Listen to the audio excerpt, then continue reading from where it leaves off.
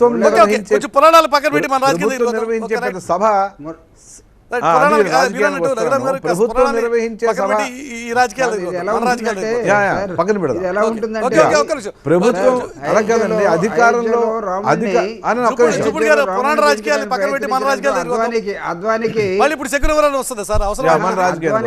ఇప్పుడు భారత నేనేమంటానంటే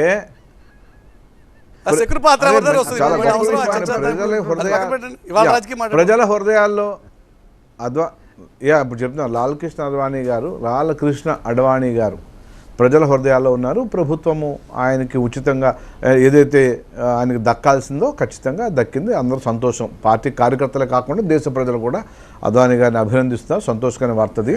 అయితే ఒక ప్రభుత్వము నిర్వహించే సభ అన్ని యంత్రాంగాలతో పాటు కృష్ణదేవరు ఇక్కడ సార్ ప్రభాకర్ గారు మళ్ళీ ఇప్పుడు ఆ రాజకీయాలు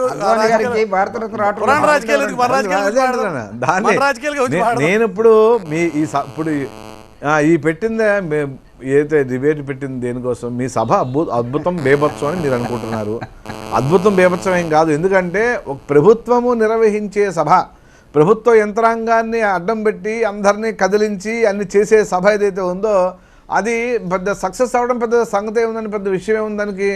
ఇంకొకటి, గోదావరి జిల్లాల్లో సభలు సక్సెస్కి రాజకీయాలకి ఈ జరగబోయేటటువంటి రాజకీయాలకి తేడా ఉంటుంది. సక్సెస్ ఎవరి సభైనా సక్సెస్ అవుతుంది. పెద్ద ఇవాళ రోజుల్లో సభల సక్సెస్కి పెద్ద విషయం ఉందండి. అంచేత ఇదేదో అబ్బో అద్భుతమైన సభ అంతా అయిపోయింది అంతా మేమే అనుకుంటే పప్పులో కాలేసినట్టు అవుతుంది. ఖచ్చితంగా ప్రభుత్వం నిర్వహించే సభకి ఆ మాత్రం ప్రభుత్వ అండదండలతో బస్సులు, కాలేజీలు, వ్యవహారము, వ్యవస్థ అంతా జరుగుతుంది. ఇంకొకటి ఏంటంటే మీ సభ నిర్వహించుకొని ఎవరో వద్దని చెప్పలే, కానీ చెట్లు కొట్టేయడం అంటే నాకు అర్థం కావట్లేదు అనమాట. అసలు ఎక్కడెక్కడ 100 ఏళ్ళ చెట్లు, 70 ఏళ్ళ 200 సంవత్సరాల చెట్లు కూడా చెట్లు కొట్టేసేటటువంటి సంస్కృతి అంటే నాకు అర్థం కావట్లా. అది అర్థం కానటువంటి పరిస్థితి అండి. పరదాలు, చర్చలు ఇవన్నీ చాలా దారుణమైన పరిస్థితి. ఈ సభ మీ ఇష్టం, మీరు నిర్వహించుకున్నారు. మీ ఎన్నికల సభ అనుకోండి, ప్రభుత్వం నిర్వహించిన సభ కాబట్టి పార్టీ ప్లస్ ప్రభుత్వము సభ సక్సెస్ అనేది వైఎస్ఆర్సీపీ మాట. కానీ గోదావరి జిల్లాలకు సంబంధించినంత వరకు, రఘురామ్ గారు, గోదావరి జిల్లాకు సంబంధించిన వరకు ఒక డేటాను మనం గమనిస్తే దానికి ఒక సిగ్నిఫికెన్స్ ఉంది. ఎవరైతే గోదావరి జిల్లాలను కొడతారో వాళ్ళు డెఫినెట్గా స్టేట్లో అధికారంలోకి వస్తారని. ఫర్ ఎగ్జాంపుల్ మొత్తం 2 గోదావరి జిల్లాలు, ఉభయ గోదావరి జిల్లాలు కలిపితే 34 స్థానాలు ఉంటే 2014లో వైఎస్ఆర్సీపీకి 5 స్థానాలు మాత్రమే దక్కాయి. పశ్చిమ గోదావరి జిల్లాలో రాలేదు.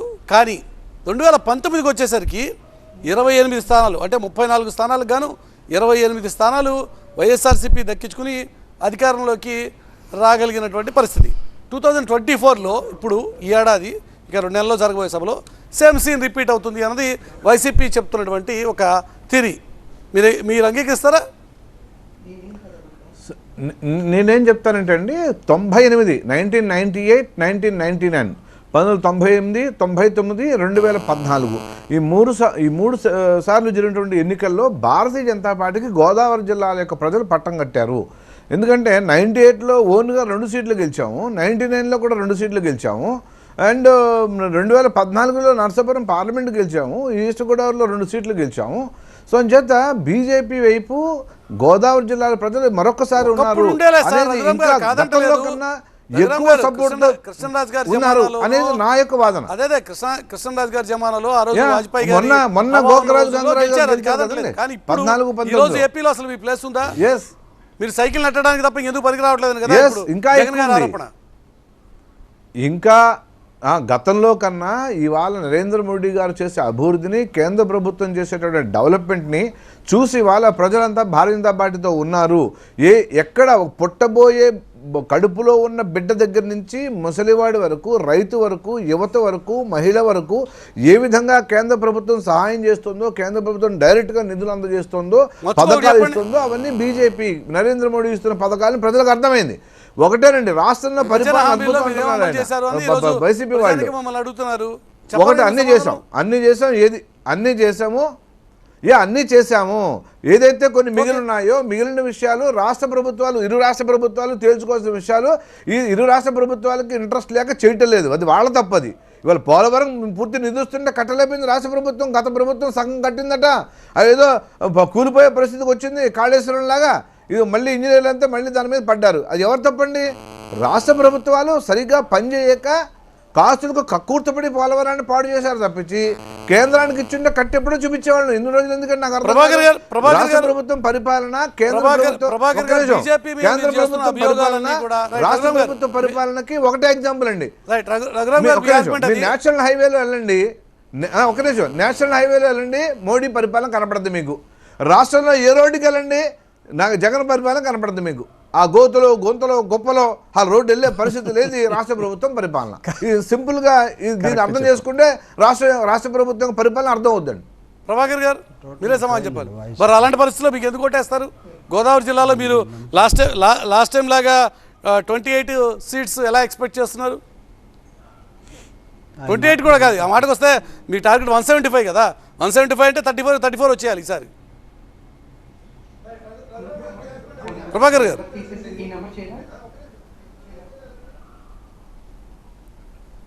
లైన్ కట్టాలంటే ఆ విషయంలో జనసేన పార్టీ నుంచి మనతో పాటు బొలిశెట్టి గారు కూడా కంటిన్యూ అవుతున్నారు కాబట్టి బొలిశెట్టి గారు రియాక్ట్ అవుతుంది. బొలిశెట్టి గారు, ఈ రోజున మీ నాయకత్వం మీద ఈరోజు జగన్మోహన్ రెడ్డి చేస్తున్నటువంటి ప్రధానమైనటువంటి విమర్శ, మీరు కేవలం సైకిల్ని తొక్కడం కోసం, సైకిల్ని పుష్ చేయడం కోసం మాత్రమే అన్నది మీ మీద అభియోగం.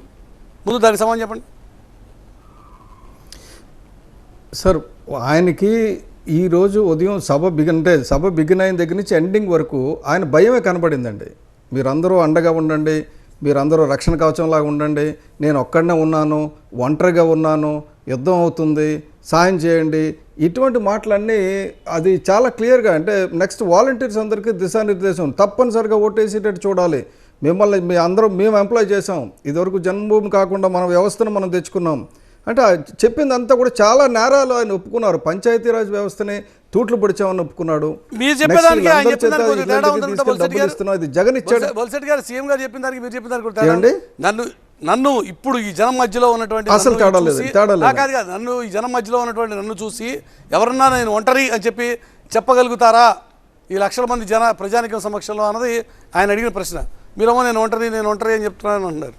కాదండి ఆయన ఒంటరి అని చెప్తున్నాడు. ఎక్కువ నేను ఒంటరిని సింహాన్ని సింగిల్గా వస్తుందని ఆయన చెప్పుకుంటున్నాడు తప్ప ఆయన తెచ్చుకున్న జనం కదండి. దీని గురించి ఒక్కడైనా డైరెక్ట్గా సొంత సైకిల్ వేసుకున్నాడు, లేకపోతే సొంత స్కూటర్ వేసుకుని వచ్చినాడు ఒకటే లేడండి. తరలించిన జనం 2600 బస్సులు తీసుకొని వచ్చిన జనం, బలవంతంగా తరలించిన జనం. ఇందాక రఘు గారు చెప్పినట్టు, మిత్రులు రఘు గారు చెప్పినట్టు, అది ఏంటంటే ప్రభుత్వం చేసేటప్పుడు అందులో ఇటువంటి నిరంకుశ ప్రభుత్వం ఉంటే నువ్వు వెళ్ళకపోతే నీ పెన్షన్ కట్ అయిపోతుంది, నువ్వు చేయకపోతే ఏం చెప్పారండి ఇందాక చాలా క్లియర్గా. నేను మొత్తం సభ అంతా స్పీచ్ అంతా నేను విన్నాను 100%. ఇవాళ సాయంత్రం డిబేట్ ఉందనే నార్మల్గా అయితే వినే ఇంట్రెస్ట్ ఉండదు. కానీ ఎంత ఘోరంగా చెప్పారంటే వాలంటీర్ వ్యవస్థను తూట్లు పొడిచేసింది చెప్తున్నాడు. వాలంటీర్ని ఎందుకు తెచ్చాం?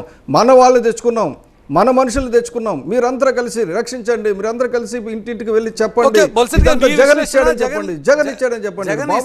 ఆయన తన భయాన్ని ప్రదర్శించారు అన్నది మీ విశ్లేషణ. దానికి